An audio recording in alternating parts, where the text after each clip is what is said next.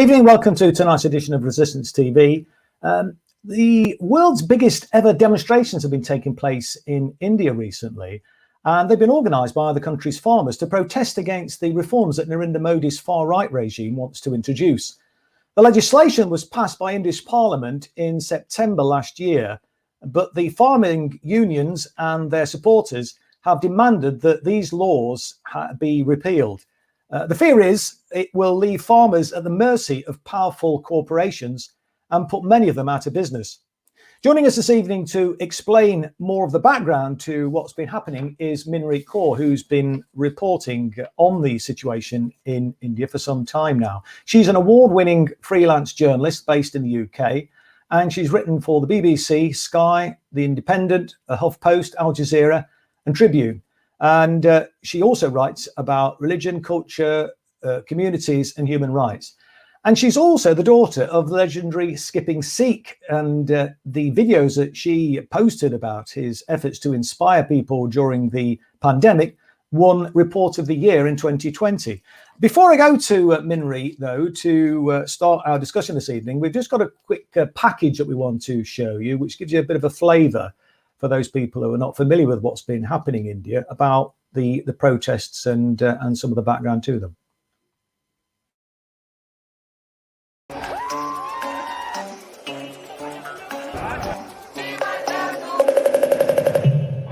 Thousands of farmers in India have been protesting for months. Last November, they organized a national strike involving 250 million people. That's more than all the adults in America. But why? Here is 5 things you need to know about the Indian farmers' protests so far. The protests began in August against new farming laws introduced by the government. By November, farmers marched on Delhi and were met with police violence. But they got through, blocking roads in and out of the capital, and thousands have now been camped around Delhi since then, many with their families. हमारी यही मांग है कि हम काफी तरह से डर। मेरे दादाजी वो भी एक किसान है, फार्मर है, मैं एक फार्मर की बेटी हूँ। हमारे फ्यूचर को बहुत एक ब्लीक फ्यूचर है हमारा जो हमारी इनकम है फार्मर्स की वो कम हो जाएगी। Over 40% of people in India work in agriculture, and those protesting are afraid of losing the livelihoods they depend on. This all comes from 3 new laws which loosen the rules around the sale, pricing and storage of farm produce. Most Indian farmers sell their crops at government-controlled markets or mandis. They will now be allowed to sell their produce directly to private buyers. But farmers fear that the government markets will disappear, as well as the minimum support price, which guarantees to cover the cost of production. They worry that they won't be able to negotiate prices with big corporations and will no longer make any money. The governing party says that the reforms are needed to modernize farming. They say that making it easier to sell crops to private buyers will give farmers more control, allowing them to cut out middlemen who run the mandis and get more money. The laws were passed during the pandemic with barely any consultation. हमारा जो भविष्य है वो इस किसानी से हमेशा ही जुड़ा रहेगा, क्योंकि हम भी किसानों के बच्चे हैं। अगर आज ये कानून हमारे पेरेंट्स पर लागू हुए, No farmers, no foods and I Stand With Farmers has been talked about around the world, with protests held in solidarity. In January, India's Supreme Court put the laws on hold until further notice. But a number of talks between farmers' unions and government have failed. On India's Republic Day, a planned rally turned violent when protesters broke through police barricades guarding Delhi's historic Red Fort. Farmers say that until the reforms are repealed, they will not stop protesting.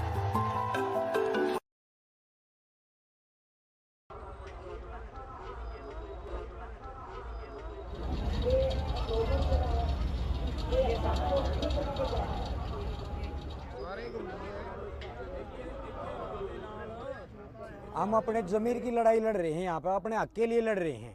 इसको ले बगैर हम यहाँ से जाएंगे नहीं। अब हमारे को 2 महीने क्या, हमारे को 2 साल लग जाएं। इससे पहले हम जाने वाले नहीं जब तक ये काले कानून रद्द नहीं होंगे।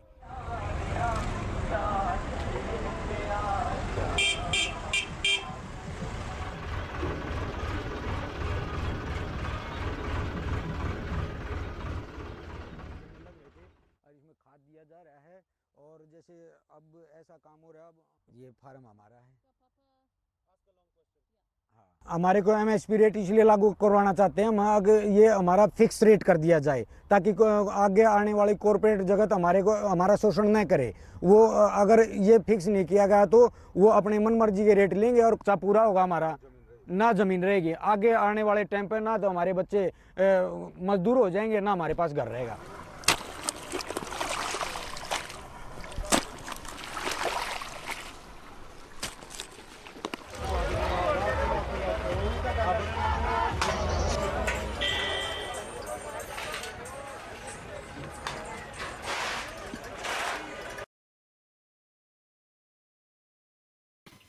Incredible scenes, and as I was saying in my opening remarks, the world's biggest ever demonstrations. Are they going to win, Minray? What do you think? What's been your experience in reporting on it?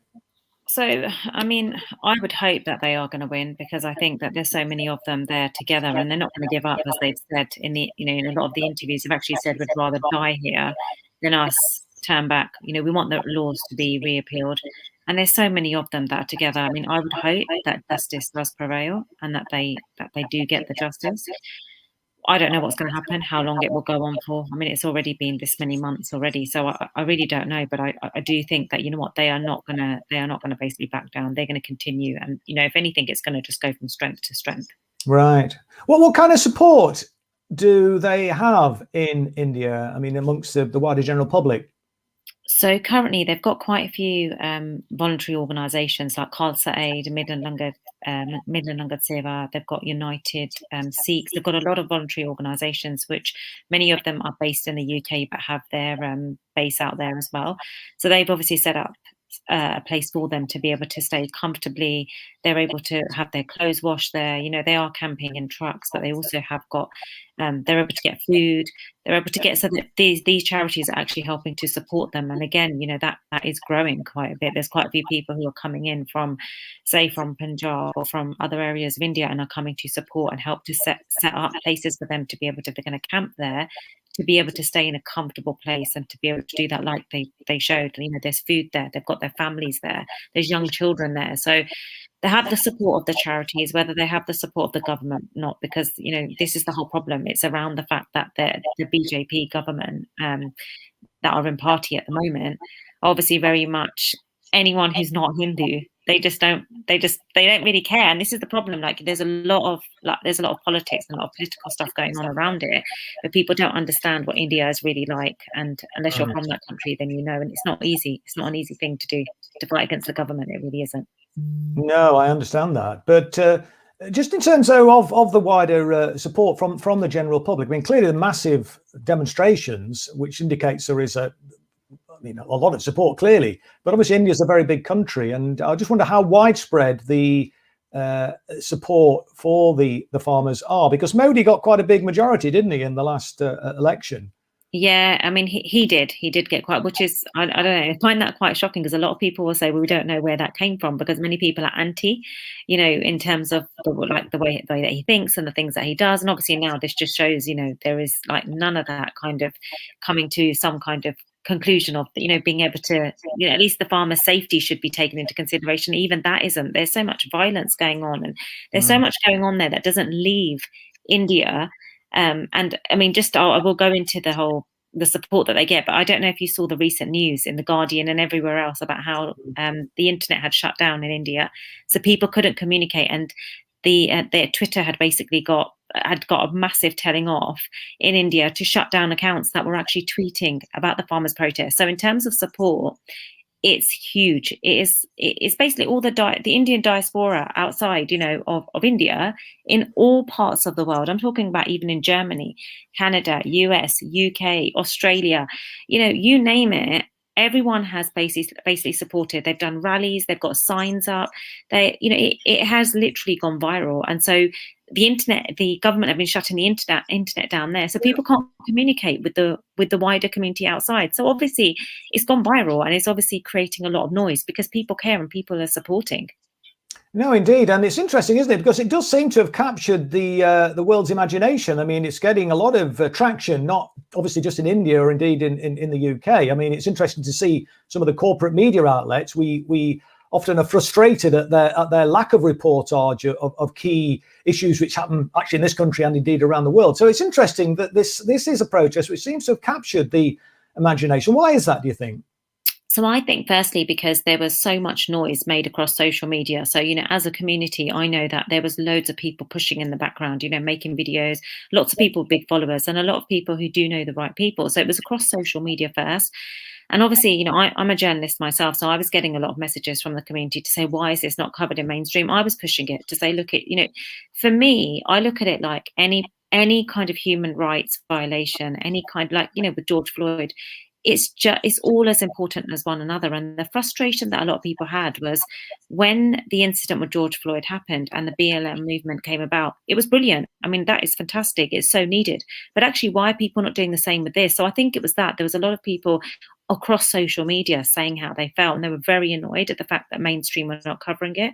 And BBC did a great job. I mean, they literally, I think to this day, BBC probably have been the best out of all the coverage, who have done quite a bit, and they've done a lot from India, they've done a lot here, and I understand they have other news they need to cover, but they have done quite a bit. But I think definitely it was the push from the communities coming together to say, look, why is this not important, or just as important as BLM? Every single person, their people's lives matter, and human rights is such an important thing that we should care about it. And I think United Nations came on board.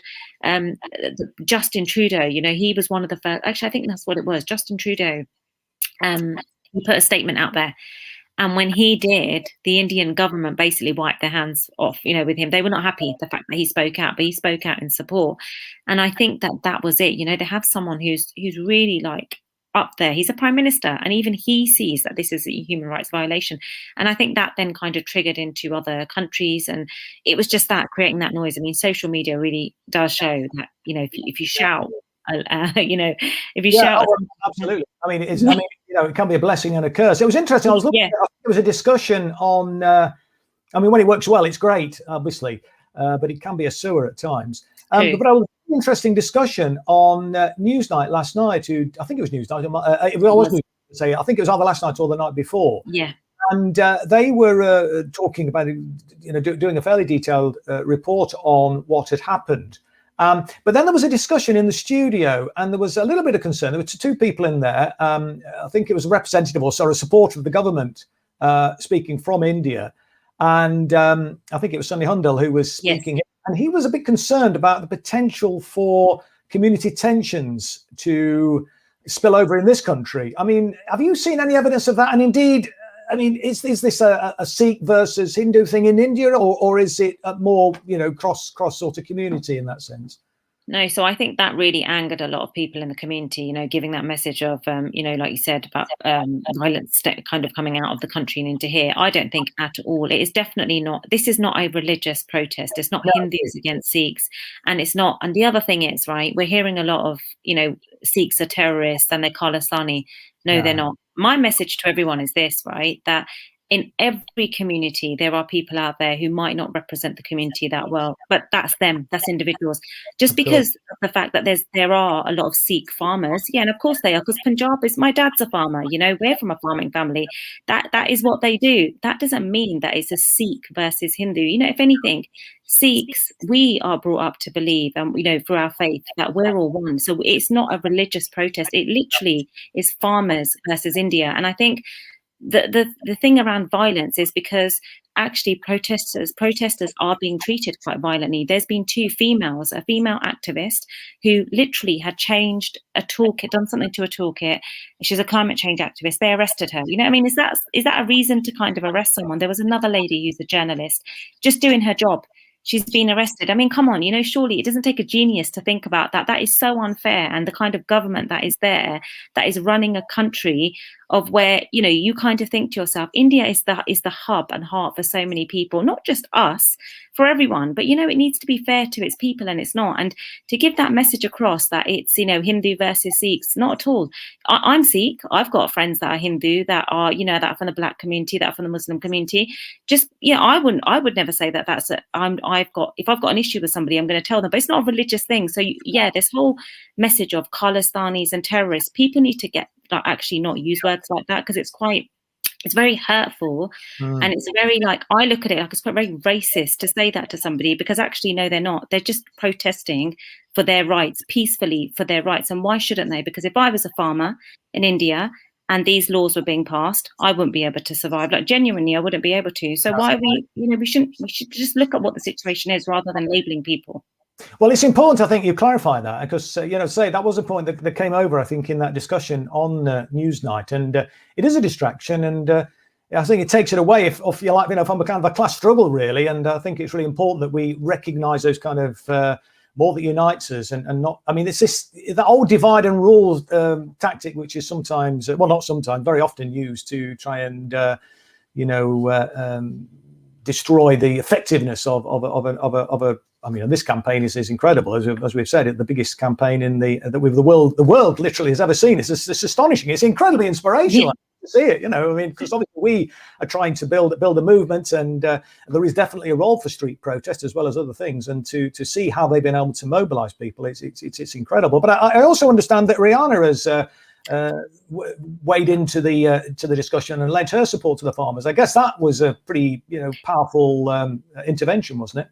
Yeah, definitely. I mean, and when it was funny. The thing that made us laugh was it took someone like Rihanna to tweet, but yet the people who are in India, who are the Bollywood stars, and that are there and in that country, they couldn't even be behind it. But someone like that, who's an outsider, that people would look at as an outsider, would think, hold on a minute, but she cares, And I thought that was amazing. What she did was then basically sent those waves out there, and I think it just scared the whole of India, because off the back of that, we had Greta Thunberg. We've also got Jamila Jamal, who's spoken out about it and said that she's getting death threats. So people like that who are speaking out are getting death threats and are getting really nasty messages from people to speak that they're speaking out about farmers' protests. This is the kind of stuff people have to hear afterwards. So it did. I mean, it encouraged so many people. Amir Khan came forward. You've got so many. They've got the 100 MPs that have supported and signed the letter. I mean, what does that say in itself? These are people that they were not born in India. They're not farmers, but they care. Why do they care? Because it's a human rights violation. It's human. It's people's livelihood. I mean, surely who wouldn't care about that? I just think that it's really sad. I'll be honest with you. I really think that the food that we get is from farmers. Farmers. Our hats off to them for what they do. And if we can't care about them or just show our support, who's going to be able to do that? So it was brilliant what she did, because it really encouraged so many other celebrities to come forward. And even now, you had Claudia Webb the other day had tweeted about this, and the Indian High Commissioner had sent her an open letter. And we just thought, okay, where's that kind of come from, And the letter says about what they have been doing about the protests. But actually, you know what? It's just, a lot of it is not really accurate from what is coming out of India. That's the thing. And I think that, people need to really, if they want to educate themselves, they need to look into what is really going on and really digest the information from organizations, that are on social media, like Khalsa Aid or Tractor to Twitter, who are actually giving you the latest up-to-date, accurate information. That's where you're going to get it from, to know what is really going on. Well, the sort of obsession with neoliberalism really heralded in by Margaret Thatcher and Ronald Reagan 40 years ago, 40 years almost to, not quite to the day, but it's 40 years ago in January that Ronald Reagan came to power. And then there was that duopoly between him and Thatcher, which really changed the face of the world in terms of the sort of economic situation in countries. And it's been very much one-way traffic, where legislation has passed, which has really been to the benefit of global corporations at the expense of ordinary working people. We've seen it in this country with jobs being offshored to low-wage economies and so on. And what we're seeing here, I think, and this is why I think it's so inspirational, is we're seeing ordinary people, ordinary working people in India in colossal numbers saying, no, we're not going to tolerate this. We've had enough. We're not going to put up with it. And we're going to stop you. Yeah. And that should really, I think, inspire all of us to show that when you stand together in solidarity, I mean, okay, they've not won yet, but I mean, it's looking hopeful. And I mean, fingers crossed. Let's hope they do get over the line, because I think the consequences of that, I think, are quite significant around the world in terms of the message that sends. That it isn't always going to go the way of the corporations, and that there is the possibility of ordinary people who often feel helpless to actually fight back. Yeah, I agree with you. You know what? It's so true. When you look at how many there are, there's millions of them. It is definitely the largest protest. You know, and I'll tell you the other thing that I've taken away from it. When you look at them together, whether they're sitting on a truck, whether they're making the food, with whatever they're doing, they are so much like, how can I say, they're happy. You know, they don't show that they're upset. And look at what they're doing. I mean, I look at it myself and I think, okay, I was born in the UK. If I was there now, I don't think I'd survive that protest, right? I would be probably moaning like anything, yeah? And look at them who literally are camping there daily, but they're happy. And they are happy doing what they're doing. And that just shows the love that they have. Yeah. One for farming, you know, but for also for the country. They just want fairness. You know, at the end of the day, no one's trying to divide India, yeah? They just literally just want to, they want to be able to earn a living. And honestly, in India, you cannot do any other job. If you're from Punjab or from the area where you are a farmer, if these laws are passed, and what are they going to do? They're going to go out and get a job in a superstore or something, or they're going to go out and start their business. I mean, come off it. You know, so literally just, you kind of think to yourself, after what we've been through in COVID, I mean, firstly, which prime minister would pass these laws in the government without discussing it with wider people during COVID? Who would do that? Yeah. Secondly, are you not going to think to yourself about the effect it's going to have on, say, the smaller farmers or the people that are much poorer? Like, I just think out of the year or that we've had, I mean, let's just be a bit more kind and a bit more nicer and think about the people, because it's the people who make your country. Now, imagine if they were not there in that country and they could, let's just say, like, you know, we could literally take them out of that country and put them somewhere else. I mean, how is India going to survive if nobody wants to be in that country? So I just kind of think to myself, people need to think realistically that, look, let's be fair, let's be kind. We've just come out of a pandemic. Like, do we really need to do this? Is there not any other way that we can find a solution where, you know, at least for the poorer farmers, that they don't have to struggle? Because I think this is going to be, it's really going to have a lot of ramifications, like things like suicide. Farmer suicide is already on the rise. You know, it's risen from 16,600 in 2015 to now over 20,000 in 2020, according to researchers Saving Punjab, right? That's a massive number. Now, that's not going to decrease? We've already heard of farmer suicide. It's happening now. You know, that's going to increase. I mean, is that what we want? Is that what we want India to be known for? Actually, you know, that could be a headline, you know, the government that increases that basically is killing off their farmers. You know, like, it's really sad. I think it is so sad if people don't look at this and educate themselves and think, do you know what? I want to find out a bit more about this, just to see if I can't do anything to support them. I'm just going to tell the next person and the next person, because this is going to have such a bad knock-on effect like in the future. It's not going to be positive, definitely not. Just before I bring in Sean then to get sort of reaction from people who've been watching, and they may have some questions or comments that they want to put to you. Just in summary, what can people do who are watching this evening to support the protests?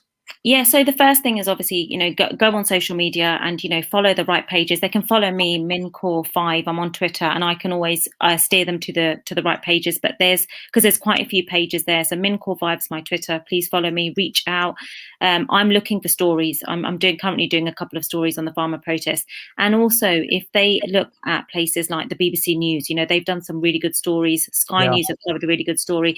You know, so kind of follow the right accounts, which I can steer them to. But the other thing is, there's a petition that's been signed, which has had over 100,000 signatures.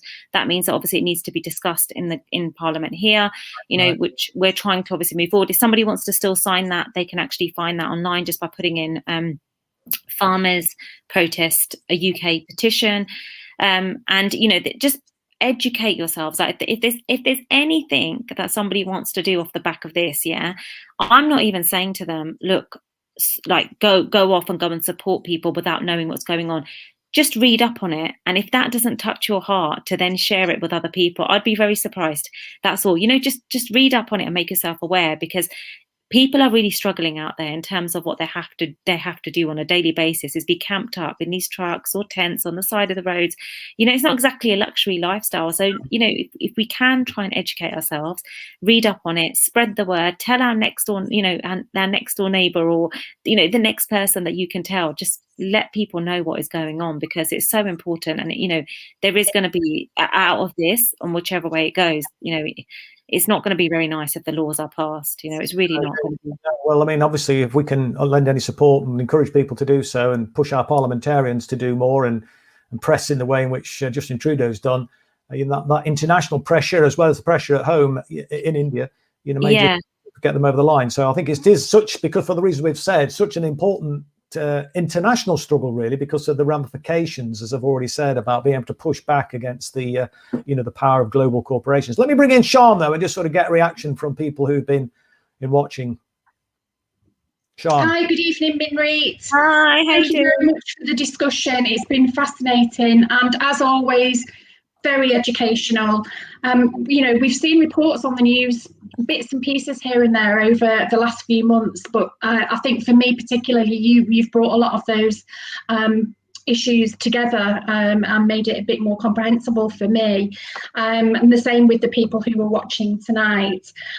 Just before I put some questions to you, can I ask people to make sure you subscribe, hit the bell icon so that you know when we're streaming next, you'll get a notification, and please share this video around your social networks because we need to get this information out to people. So the first question came from Shamsha. She asked, the Indian government is saying this is an internal issue. How can this be true when it affects so many other Indians across the world? Yeah, so that exactly that it isn't an internal issue, because the thing is, my dad's from Punjab. He was born in India and he came to the UK, so it's his problem. My dad is one of millions of other people in different countries all over the world. It's their issue. They care. They're going to be involved. I mean, my dad would have gone to India. He can't because of the lockdown. If I just give my dad as an example and just multiply him by the other people that are sitting at home right now, can only watch it on TV and would get on a flight to India and go and support. They don't live in India, but they were born there. That's their roots. That's their homeland, and it is their issue. And it's people like my issues. I was born in the UK. I care because I'm going to go back to India. My cousins are farmers. They're on a farm right now. So actually, the government should think to themselves, they can call it an internal issue. Maybe it is for them. It's not for everyone else.